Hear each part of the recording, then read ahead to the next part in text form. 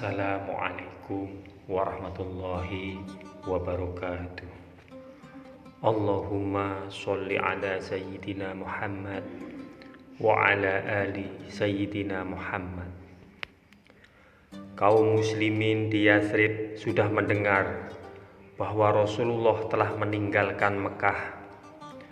Oleh sebab itu, mereka menanti-nanti dan berharap-harap kedatangan beliau. Bahkan beberapa dari mereka pergi ke Quba, suatu kampung yang letaknya beberapa mil dari Yathrib, untuk menyambut Rasulullah. Setiap pagi mereka pergi bersama-sama ke tempat itu.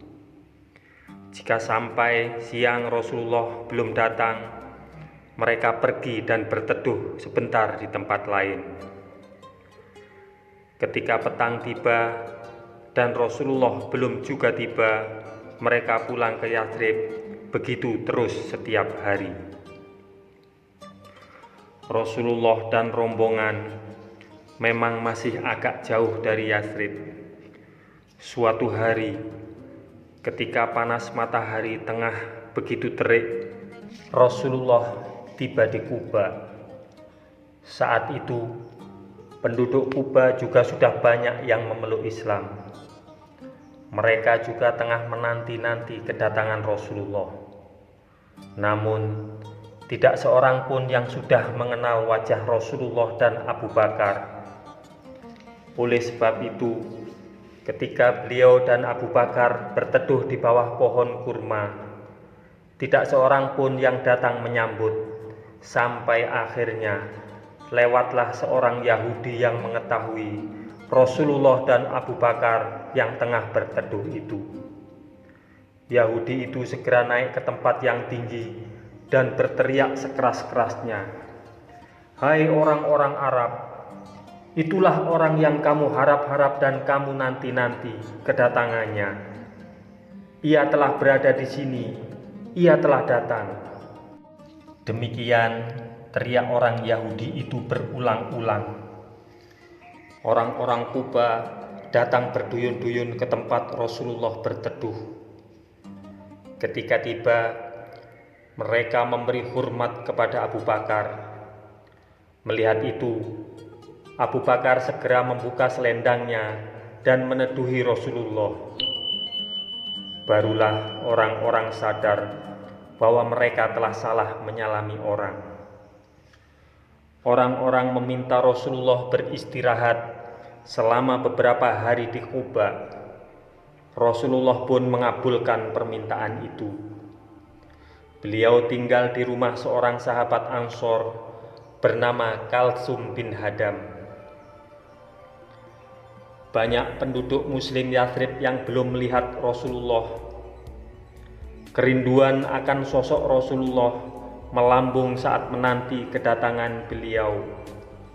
Mereka ingin bertemu laki-laki yang telah menderita jiwa dan raga dalam berjuang, terusir dari kampung halaman, tetapi tetap bersemangat, percaya diri, kokoh, berhati tulus, dan terus berdakwah tanpa pernah berhenti.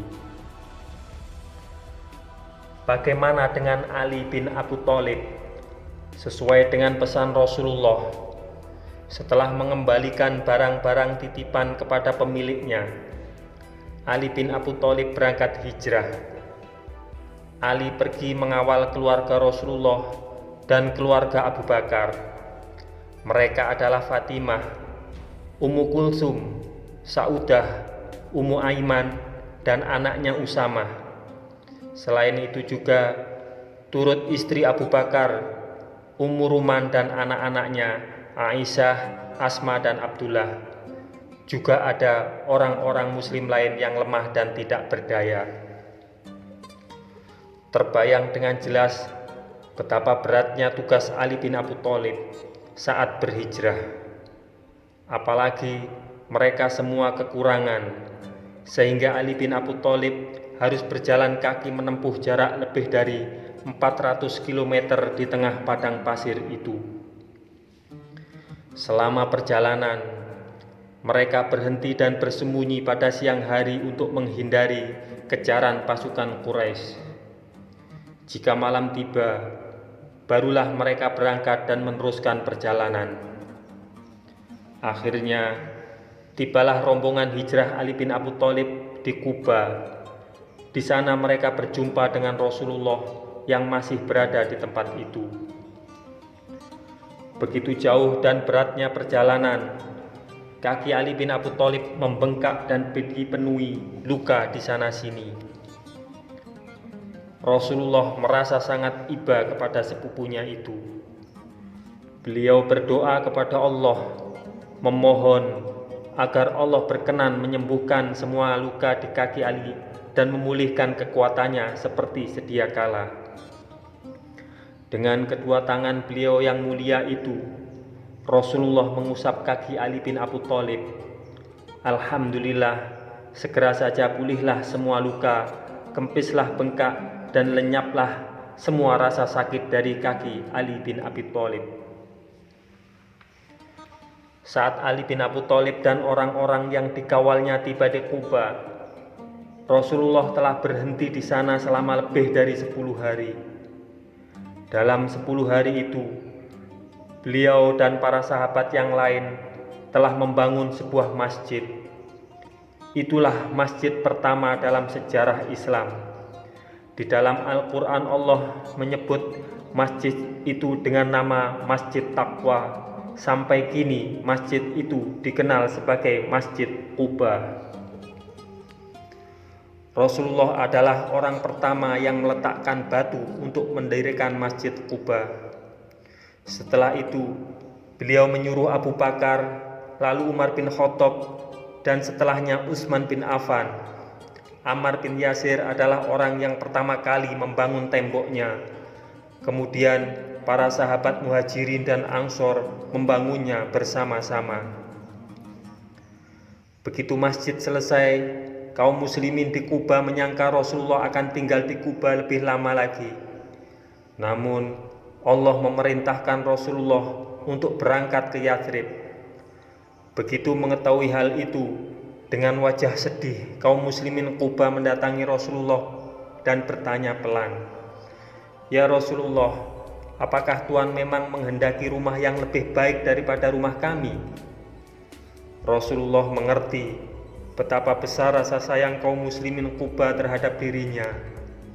Beliau pun menjawab dengan kata-kata yang sangat halus, "Oh, tidak begitu.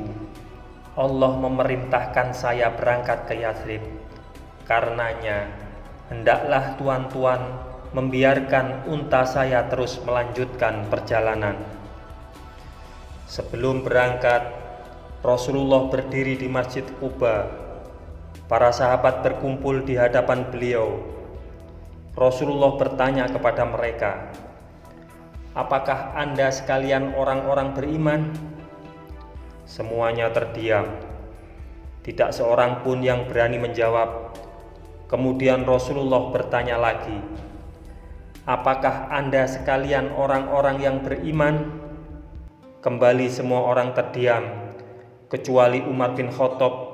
Saat itu Umar menjawab, "Ya Rasulullah, sesungguhnya mereka semua orang-orang beriman, dan saya termasuk salah seorang dari mereka."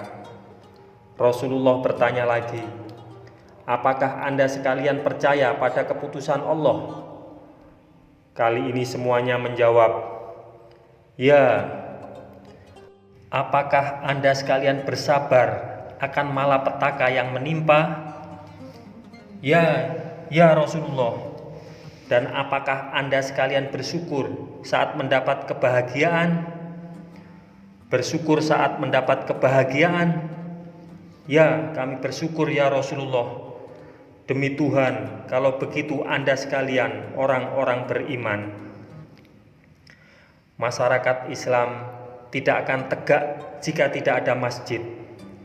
Oleh karena itu, perbedaan pangkat, kekayaan, kedudukan, dan lainnya akan terhapus jika umat Islam selalu bertemu setiap hari di masjid untuk menyembah Allah.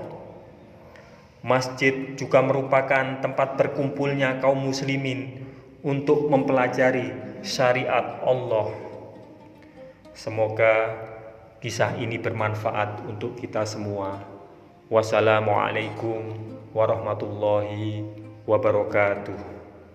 Mudah-mudahan kelak kita akan mendapatkan syafaat dari Nabi besar Muhammad sallallahu alaihi wasallam. Amin, amin, amin ya rabbal alamin.